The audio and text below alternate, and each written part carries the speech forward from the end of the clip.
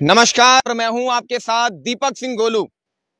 भाई सच क्यों ना बोलूं, सच दिखाना ही मेरा काम है। और जैसा कि आप जानते हैं कि मैं लगातार आपको जोड़ रहा हूं जनहित की खबरों से और उठा रहा हूं जनहित के मुद्दों को, इसीलिए आज जन जन की आवाज बन रहा है पर्वतवाणी लाइव। जी हां, गौ सेवा गोपाल सेवा, ये वाक्यांश आपने सुना होगा। पौराणिक समय से ये वाक्यांश चलता हुआ आ रहा है, लेकिन 2023 के भारत में ये वाक्यांश कितना सार्थक साबित हो रहा है, ये अपने आप में एक बहुत बड़ा सवाल है। मैं आज यमकेश्वर विधानसभा के तिमल्याणी गांव में पहुंचा हूं। क्या कारण है मेरे आज यहां पर आने का, तो वो मैं आपको खबर के माध्यम से विस्तार से समझाऊंगा। दरअसल यहां इस क्षेत्र की एक वीडियो वायरल हुई थी और उस वीडियो में कुछ गौवंश दिख रहे थे भारी संख्या में, जो सर्दी में ठिठुर रहे थे और लगातार उनकी मौत हो रही थी।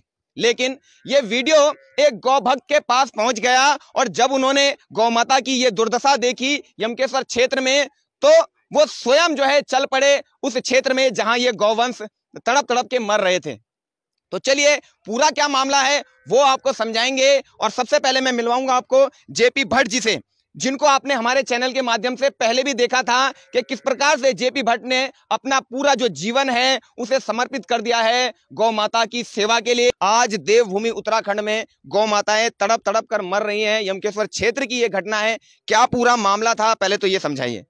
आपका बहुत बहुत धन्यवाद। यहाँ का जो वीडियो वायरल हुआ था वहाँ से एक हफ्ता पहले, करीबन 10 दिन के करीबन हो गया, वो वीडियो वायरल हुआ था। तो वीडियो मैंने सोशल मीडिया के माध्यम से देखा था, तो उसका फिर मैंने पता किया कि भाई वो कहाँ का वीडियो, तो यहाँ का जो कौन सा गाँव, तिलमणी है, हाँ, यहाँ गांव का ग्राम सभा का पता लगा। तो उसमें देखा हमने आके, कई गाय हमने उसमें भी देखी, कई गाय मरी हुई थी।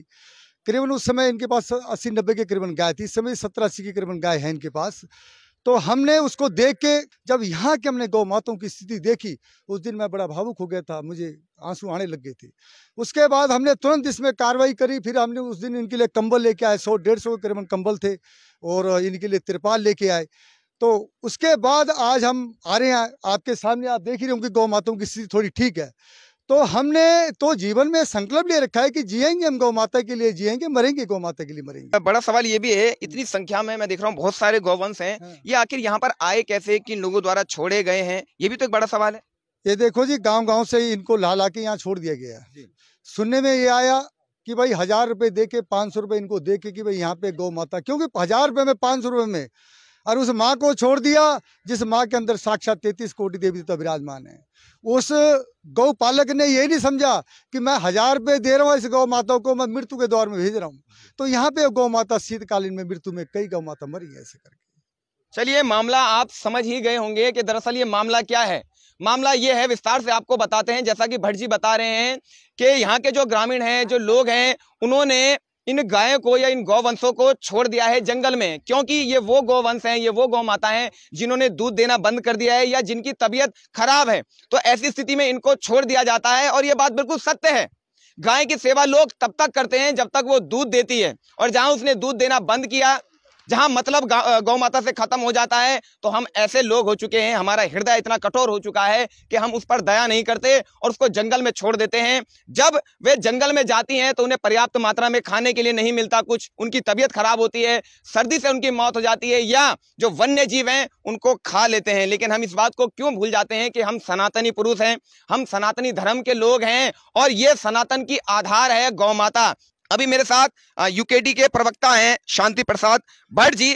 थोड़ा मुझे भी हैरानी हुई कि भट्ट जी सामाजिक कार्य करते हैं और राजनीतिक मुद्दों को उठाते हैं, जन जन की आवाज बनते हैं, लेकिन आज गौमाता के विषय में इतने सक्रिय कैसे हो गए और क्या कुछ जो है इसके पीछे की कहानी है, वो तो हम भट्ट जी से ही जानेंगे। तो भट्ट जी, सवाल तो आप मेरा समझ ही गए, कैसे भट्ट जी से मुलाकात हुई आपकी जेपी साहब से, और कैसे जो है आप भी इसमें सम्मिलित हुए, क्या? देखिए, मैं सबसे पहले आपको बता दूं, मैं सनातनी हूं और सनातन धर्म में गौ माता का बहुत बड़ा स्थान है। 33 करोड़ देवी देवता गौ माँ में रहते हैं जी।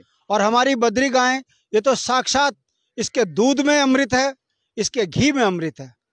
दुख की बात यह है, जो गायें हमारे पितरों का तर्पण करती है, जन्म से लेकर मृत्यु तक हमको गौ माता की जरूरत है, चाहे बच्चों को पालने का सवाल हो, चाहे पितरों को तारने का सवाल हो। ऐसी स्थिति में उत्तराखंड देवभूमि के यमकेश्वर ब्लॉक के ग्राम सभा तिमल्याणी में एक वीडियो वायरल होता है कि यहाँ कुछ गायें जो हैं ठंड से मर गई। श्री राम गौ सेवा समिति के अध्यक्ष जगदीश भट्ट जी को जब इसका पता चला, उन्होंने तुरंत जनसंपर्क किया और कहा कि हमें तमाम सामाजिक लोगों की जरूरत है, आप आइए, उन गौ माताओं को बचाना है। उसके तहत पिछले हफ्ते हम यहाँ आए थे और भट्ट जी ने गायों के लिए दवाई, चारा, कंबल, गुड़, वो तमाम सुविधाएं जो तात्कालिक दी जा सकती थी गाय को दी। और आज आपने देखा होगा कि गाय कंबल में थी, गाय काफी स्वस्थ थी। आज भट्ट जी ने कहा है कि मैं पूरा जो है इसको टीन में इनका छप्पर तैयार करूंगा। मैं राज्य आंदोलन में भी अपने बड़ों को से प्रभावित होकर कूदा था और आज तक आंदोलित इस बात को लेकर हूं कि जिस उत्तराखंडियत के लिए हमने 42 शहादतें दी, उनके सपनों का उत्तराखंड अभी तक नहीं बना, इसलिए मैं आज भी आंदोलन कर रहा हूं। मेरी तासीर में उत्तराखंडियत है। उसी क्रम में अगर आप देखेंगे जगदीश भट्ट जी कर क्या रहे हैं, इन्होंने सनातन धर्म की जो परंपरा है, गृहस्थ आश्रम में रहकर अपने बच्चों को शीर्ष पर पहुंचाकर उन्हें सफल बना दिया और अपनी कमाई का 50 से ज्यादा प्रतिशत अब वो गौ माता पर खर्च कर रहे हैं। इस सवाल इस बात का नहीं है कि मैं राजनीतिक व्यक्ति हूं, सवाल इस बात का है कि सनातन धर्म के ऊपर जो संकट है उसे ठीक करने के लिए यदि मुझे भी अपना जीवन लगाना पड़ा तो इसमें कहां दिक्कत आ रही है। अंत सबका एक है, जाना सब ने अपने घर है, मगर अपनी आंखों के सामने सनातन धर्म का इस तरीके का अपमान अपनी गौ माता का मैं बर्दाश्त नहीं कर सकता। इसलिए मैं श्री राम गौ सेवा समिति के साथ जुड़ा हूं। कितने दुर्भाग्य की बात है, गाय का दूध हम पीते हैं और उसके बाद उस गाय को जंगल में छोड़ देते हैं। वो सनातनी, वो तमाम वो लोग धर्म से जुड़े हुए लोग, क्या वो अपने जजमानों को ये संकल्प नहीं दे सकते कि यदि जिस गाय को आपने पाला है, यदि उसको आपने ऐसे छोड़ा तो आपकी पीढ़ी बर्बाद हो जाएगी, सनातन खत्म हो जाएगा। गलत संदेश ना हो, गौ की सेवा करें अंतिम समय तक। गौ ने आपको बहुत कुछ दिया है, मगर मजा देखिए, बड़ी बेशरमाई से लोग गायों को जंगलों में बांध देते हैं, ये बर्दाश्त के काबिल नहीं है। मैं राजनीतिक व्यक्ति भी हूं, मेरी ये चिंता है कि जब स्वास्थ्य विभाग घर घर जाकर गायों की गणना करता है और उनके कानों पे टैग लगाता है, तो अगले वर्ष की गणना में जिस ग्रामीण के पास वो गाय नहीं दिखती, क्यों नहीं उसके खिलाफ सुसंगत धाराओं में मुकदमा दर्ज करता।